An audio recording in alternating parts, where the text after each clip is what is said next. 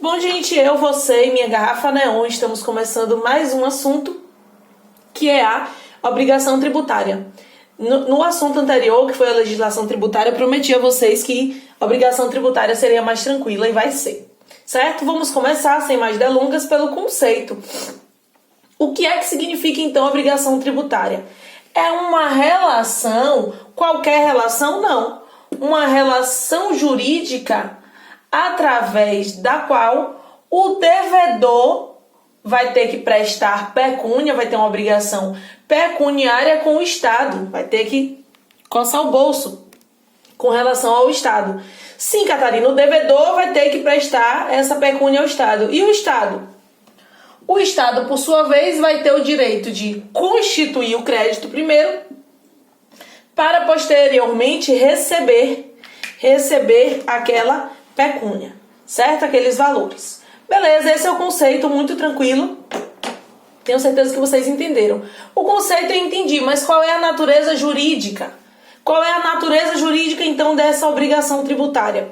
É uma relação jurídica, que nós já falamos, é uma relação jurídica de sujeição. Por que de sujeição? Porque o devedor, ele se sujeita a este credor, que é o Estado, tá? É uma relação jurídica de sujeição. E aí, possíveis obrigações de dar ou de não fazer, que vão gerar aqui nessa obrigação tributária, elas serão acessórias. Elas serão acessórias, mas a natureza jurídica é de relação jurídica de sujeição, certo? Vamos agora ver os elementos. Pronto, entendi. Quais são os elementos, o conceito, eu entendi natureza jurídica, mas quais são os elementos que compõem essa obrigação tributária? Se é uma relação, eu tenho elementos aí, tenho sim. E o primeiro elemento que nós vamos analisar é o elemento subjetivo. Quando toda vez que fala subjetivo, de elemento subjetivo ou objetivo, subjetivo tem a ver com os sujeitos, né? Pronto. Então vamos ver quem são esses sujeitos. Quem é o sujeito ativo? Quem é então o sujeito ativo desta relação? É o ente tributante. O sujeito ativo é o ente tributante, é o ente que tem competência para arrecadar aquele tributo, para tributar.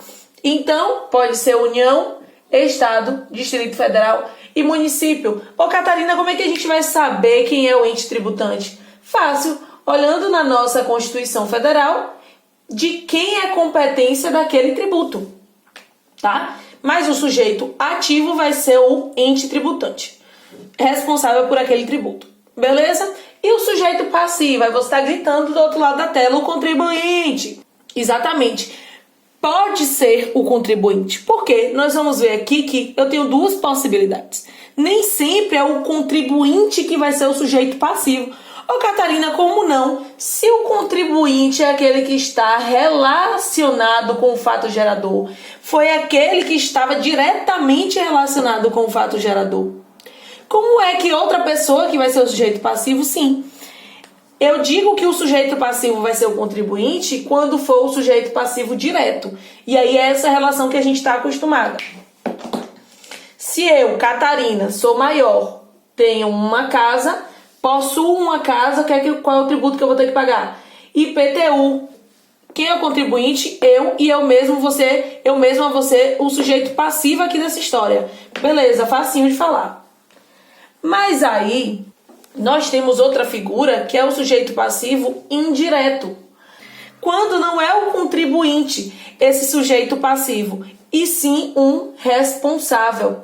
Um responsável, sim, não é o contribuinte. Não é o contribuinte que vai ser o sujeito passivo aqui, e sim o responsável. Ô Catarina, e quem é esse sofredor desse responsável? Que ele nem tem relação direta com o fato gerador e vai ter que ser sujeito passivo? Sim. Mas quem é esse cara? Quem é? É quem a lei determinar. A lei vai dizer quem são os responsáveis. Vamos dizer que, por exemplo, eu tenho a mesma casa, só que eu sou menor. Se eu sou menor, quem vai ser o sujeito passivo dessa obrigação?